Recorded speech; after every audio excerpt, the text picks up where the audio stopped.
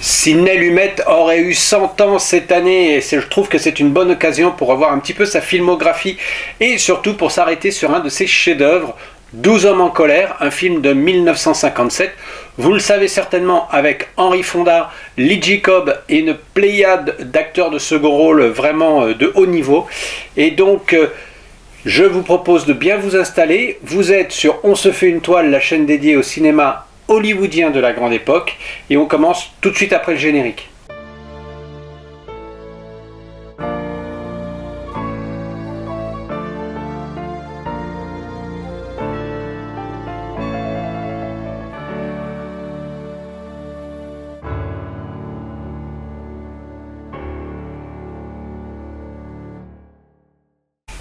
L'histoire est celle d'un jeune homme qui est accusé d'avoir tué son père et donc il risque la peine de mort. Le jury est composé de 12 hommes qui se retirent pour délibérer et procèdent immédiatement à un vote.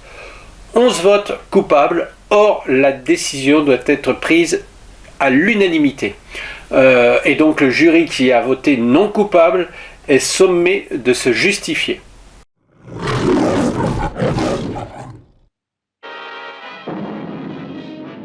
On the point of that knife, a man's life is at stake. I'm just saying it's possible. And I say it's not possible. I want you to watch this because I don't want to have to do it again. I'll make myself about 6 or 7 inches shorter, okay? It's about right, maybe a little more. Okay, a little more.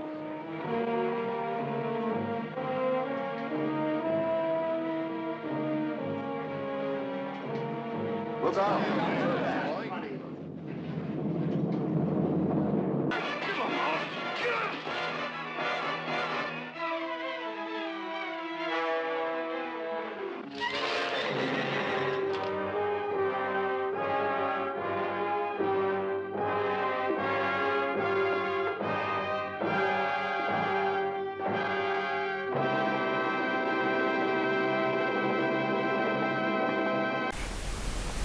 Alors pour les critiques, je pense que c'est le premier film que nous avons sur On se fait une toile qui obtient l'excellente note de 4,6 sur 5. Note des spectateurs sur Allociné bien sûr. Alors, moi je vous livre la critique la plus mauvaise que j'ai pu voir sur ce film, car il y en a automatiquement, et elle nous dit quel coup de vieux, vraiment, cela a mal vieilli, le jeu des acteurs, la réalisation, etc. J'ai vraiment du mal à comprendre que ce film soit dans le top 10 d'Allociné, à réserver uniquement à la rigueur pour les cinéphiles, les plus courageux, à voir peut-être une seule fois pour améliorer sa propre culture cinématographique. Au moins, cette personne a fait l'effort de regarder ce film et puis il en a fait la conclusion qui s'impose à lui. Toujours est-il, dans un esprit un peu différent, puisque là on va être sur la meilleure critique, elle nous dit que dès les premiers instants, Sidney Lumet donc nous capte totalement, puis ne nous lâche plus. C'est un huis clos judiciaire qui ne souffre à aucun moment de son enfermement. C'est si bien fait qu'on ne pense même plus être dans une seule pièce en fait. On est plongé au cœur du débat avec des points de vue de chacun, des 12 jurés. Donc c'est une réflexion sur la peine capitale et le système judiciaire américain dont les conclusions sont parfois un peu trop hâtives. Alors de mon côté me direz-vous, eh bien attention, je dirais, ici on est sur un film culte, un chef-d'œuvre du huis clos. C'est le summum dans ce genre et c'est jamais gagné à l'avance. Comment rendre 12 personnes isolées dans une seule pièce assez intéressantes pendant 90 minutes ? Eh bien, c'est le sujet. Et là, il y a matière, car en plus de juger un homme, on est confronté, disons, à la société. À travers ce jury, chacun représente un Américain.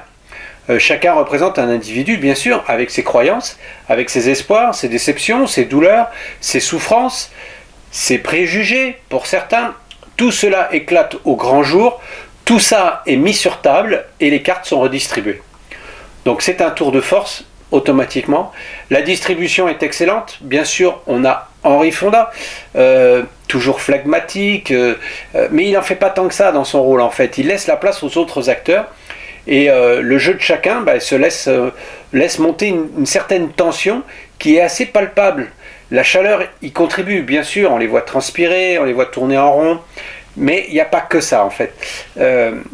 On a cette pluie salvatrice qui arrive à la fin, comme pour laver les péchés des uns et des autres, comme pour éclaircir un petit peu les esprits et enfin se libérer. Donc c'est un film d'une rare intensité, pour moi, un huis clos dont le verbe est la seule source de rythme, et le rythme, eh ben, le film il n'en manque pas. C'est simplement pour moi un coup de maître.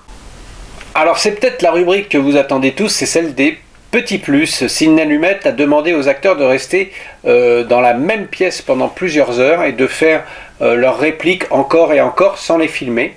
C'était pour leur donner un avant-goût de ce que ce serait d'être enfermé en fait dans une seule pièce avec les mêmes personnes. Et d'ailleurs les répétitions étaient assez minutieuses, elles ont duré presque 2 semaines. 2 semaines assez épuisantes. Par contre, le tournage, lui, a duré que 21 jours pour un budget de 340 000 $ seulement. Malheureusement, le film a été distribué un peu à la sauvette, 1 semaine seulement de distribution dans l'une des plus grandes salles de New York, mais le film compensa bien vite cet échec commercial, puisqu'il a été un échec commercial, par une multitude de prix glanés un peu partout à travers le monde, dont l'Ours d'Or remporté au Festival international du film de Berlin en 1957. Le film, malgré tout, n'a pas fait de bénéfices et Henry Fonda n'a jamais reçu son salaire différé. Normal, puisque la stratégie de distribution d'United Artists a été de placer ce film dans des grandes salles, comme je le disais, trop grandes pour un film qui s'adressait à un public un petit peu plus élitiste, on va dire. Alors, en outre, ils n'ont pas ressorti le film après qu'il ait remporté de nombreux prix. Et malgré tout, Henry Fonda a considéré que c'était un film, l'un de ses 3 meilleurs, avec Les raisins de la colère et L'étrange incident. Alors, Les 12 hommes en colère, c'est le premier film de Sidney Lumet. Jusque-là, il avait travaillé pour la télévision. D'ailleurs, Henry Fonda l'a embauché parce qu'il avait pour réputation de finir ses tournages dans les temps. Maintenant, Sidney Lumet, c'est une sacrée carrière. On lui doit quand même, dans les années 60, point limite, toujours avec Henry Fonda, La colline des hommes perdus avec Sean Connery, Un après-midi de chien et Serpico dans les années 70 avec Al Pacino, 2 films cultes. Toujours dans les années 70, on a The Offense avec un Sean Connery en inspecteur violent. Il faudrait voir ce film quand même. Dans les années 80, on le retrouve avec Le Verdict, avec Paul Newman. Bref, dans toutes les décennies, il y a eu des films marquants signés Sidney Lumet, même jusqu'en 2004, où il a fait un film avec Denzel Washington, un remake de Un crime dans la tête.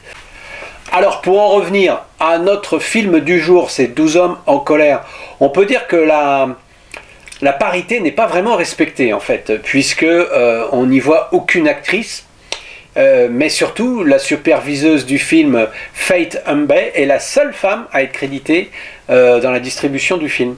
On peut dire que ces 12 hommes en colère, vous l'avez compris, est adapté d'une pièce de théâtre de Reginald Rose, mais ici, ce n'est pas la première transposition de ce scénario, car il y en a une en 1954 sous la direction de Franklin N. Schnaffer, le futur réalisateur de La planète des singes, le fameux, le vrai, l'unique, avec Charlton Heston.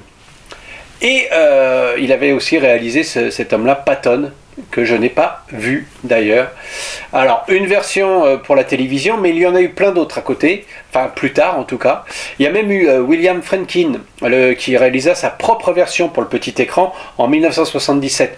William Friedkin, vous le savez, c'est le réalisateur de L'Exorciste. Donc voilà, 12 hommes en colère sera donc encore plusieurs fois transposé à la télévision, je vous le disais, et comme on a commencé, on va finir avec lui, avec Sidney Lumet, qui dut attendre 2005 pour recevoir un Oscar d'honneur, après 4 autres nominations infructueuses, un pour Un après-midi de chien, on en a déjà parlé, Network, Le Prince de New York et Le Verdict. Voilà, c'est tout pour ces petits plus aujourd'hui, et pour conclure, vous l'avez compris, c'est un film culte, un film que je vous invite à découvrir, si vous ne l'avez pas déjà vu. C'est l'un des tout meilleurs huis clos, voilà, on ne peut pas dire mieux. L'interprétation, il faut quand même noter l'interprétation de Lee Jacob, tout en nervosité, fleur de peau, alors on a l'habitude de le voir dans des rôles comme ça, mais là vraiment il excelle, on va dire. Et ensuite, petite anecdote, la première scène, là, celle où le juge s'adresse au jury pour leur donner les explications comment suivre, la marche à suivre en fait pour pouvoir déclarer l'accusé coupable ou non. Et donc ce juge a l'air tellement blasé, tellement de s'ennuyer qu'on a compris déjà que pour lui c'était réglé, le gars il était coupable quoi. Mais ça montre aussi la détermination à dénoncer le système judiciaire à l'américaine. Alors pour ceux qui sont encore avec moi, qui sont là à me regarder ou à m'écouter, 2024 c'est aussi l'année où Lauren Bacall aurait eu 100 ans, donc comme Sidney Lumet. Alors dites-moi dans vos commentaires si vous voulez qu'on revienne sur un de ces films, sur lequel serait le plus judicieux pour vous et celui qu'on pourrait traiter, sachant que nous avons déjà vu un film avec Lauren Bacall et Humphrey Bogart, qui est Largo sur cette même chaîne. Donc si vous voulez peut-être un film avec uniquement Lauren Bacall en termes de star, ou ce duo mythique à nouveau à l'écran, il y a encore d'autres films à voir, donc laissez-moi vos suggestions et ça me fera plaisir de les lire et puis peut-être d'abonder dans votre sens tout simplement. Voilà, c'est terminé pour aujourd'hui. Je vous remercie de m'avoir suivi. J'espère que je vous ai donné envie de voir ces 12 hommes en colère. Et je vous dis à très bientôt pour une nouvelle vidéo. N'hésitez pas à liker, très important, à partager. Si vous avez des amis amoureux du cinéma, partagez, n'hésitez pas. Et puis, abonnez-vous pour ceux qui ne l'ont pas déjà fait pour retrouver les prochaines vidéos directement. Je vous dis donc à très bientôt et bon film. Ciao, ciao!